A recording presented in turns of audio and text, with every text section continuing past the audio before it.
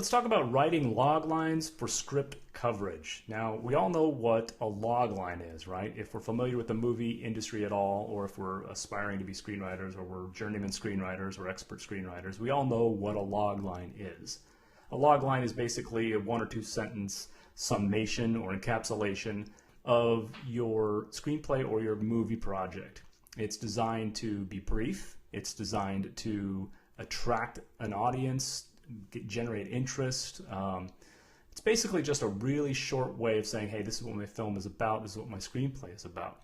Now, there's a difference between the log line written for a film and a tagline written for a film. And just to illustrate that real quick to get this out of the way, a tagline would be something like this. Jaws 2, just when you thought it was safe to go back in the water. Now that's a tagline, right? It's just some marketing blurb that they'll put on the posters or, you know, on the sides of buses, and they'll hope to catch on, right? Well, let's take a look at the Jaws 2 logline, at least the logline listed on the IMDb here. The Jaws 2 logline on the IMDb is Police Chief Brody must protect the citizens of Amity after a second monstrous shark begins terrorizing the waters. So you get a little bit of the plot. You know, you get an idea of what it's about, what's happening in that movie, whereas opposed to, you know, you've got the tagline and it says just when you thought it was safe to go back in the water. Now that's nice and scary and kind of sends chills up your back, but the log line is really what it's, you know, it's telling what the film is about, what you're going to be expecting, right? Let's take another example. Wedding Crashers, right? Here is the tagline, the marketing tagline. Life's a party, crash it. Right, so that's the tagline.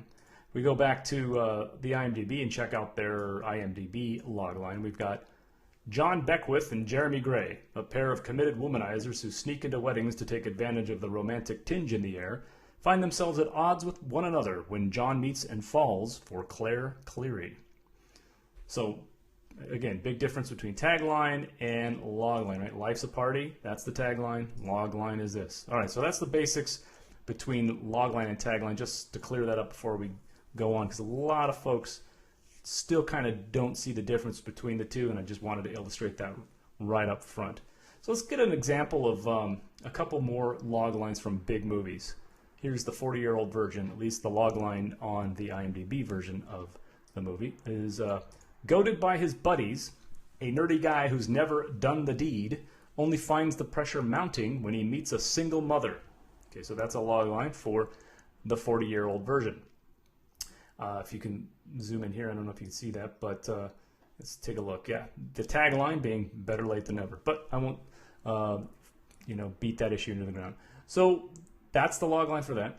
Interstellar's log line is a team of explorers travel through a wormhole in an attempt to ensure humanity's survival. Tomorrowland, more recently.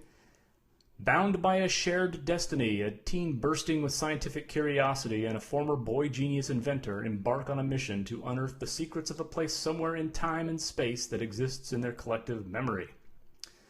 Okay, so we get an idea of what the logline looks like, what it sounds like, and how it differs from the tagline, which we're not going to be covering in this video.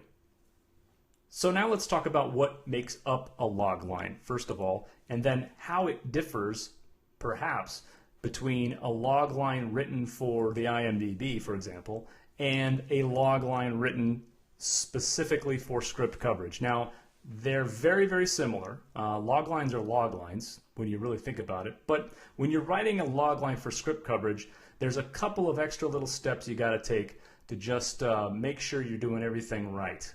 I'm going to cover those in a second here, but let's just take a look at some elements that make up the logline in general. The logline in general is comprised of basically between 15 and 30 words, generally 1 or 2 sentences max. You generally want to have a protagonist or a protagonist force, whatever your script's hero or whatever your audience is interested in watching in your script or your movie. You want to have that protagonist listed in the logline. You want to imply or explicitly describe a goal that protagonist or protagonist force is going for. some sort of step that they're going to take, some sort of finish line that they're pursuing. And then you want to also have in that log line an antagonist. So you have the opposing force to your protagonist, right? So you've got those three elements. You've got protagonist, goal, and antagonist, right? Okay, so that's kind of a tall order just with those three elements. But now we got to cram some more elements in there. Good log line is going to have stakes. In other words, the audience is going to read within those two sentences what's at stake if that antagonist doesn't reach his goal or is stopped by the antagonist. So, for example, if you are Chief Brody, going back to if we're going back to Jaws 2 here, Police Chief Brody must protect the citizens of Amity after a second monstrous shark begins terrorizing the water. The stakes here are pretty clear. If the protagonist, Police Chief Brody, fails to protect the citizens, which is the goal, then that monstrous shark, the antagonist, is probably going to eat all of the citizens, right? Generally, you want to kind of avoid names. It's just those names kind of take up extra space in that log line. Every bit of space in that log line counts. You want to think of a log line as a firecracker. You want to take as much gunpowder and pack it into that tiny package as possible. And that means all the flat verbiage and names and stuff like that, they have to go in general. Along those lines, descriptions, descriptive text, adjectives, adverbs, so on, those should be limited to 1 word, 2 words tops, and use the maximal impact words as possible if you've got to use those kinds of words. Another key element of writing a good logline is avoiding spoiling the ending or giving away the twist ending or the surprise at the end. We don't want to, we want to bait the audience into reading the script or watching the movie, but we don't want to give away the ending, right? I mean, it's just bad. Why would they want to read the script if they know how it ends? When writing a logline for script coverage especially, you want to really do that writer a service, right? You want to take what they're trying to say and basically put the best face possible on that script. No matter how bad it is or how bad the writer is, you want to get the gist of what they're trying to convey, and you want to present it in its best, most beautiful possible way in that log line. Anybody could fill up a page with words, but it takes a skilled writer to be able to kind of pare down everything to its essence.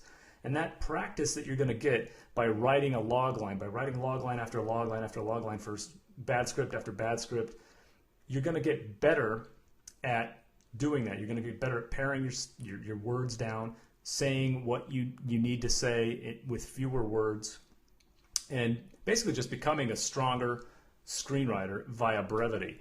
And I don't know of any other part of the script coverage that is more useful to a writer, screenwriter, any writer, than that log line. I mean, it gives you the opportunity every day. If you're reading a script every day, you have the opportunity to distill down a massive piece of work into 2 very interesting lines. So take the responsibility seriously and use that log line as your whetstone, as it were. You're sharpening a knife with that log line. You're sharpening your skills every single day, writing a great log line for what might be a mediocre script.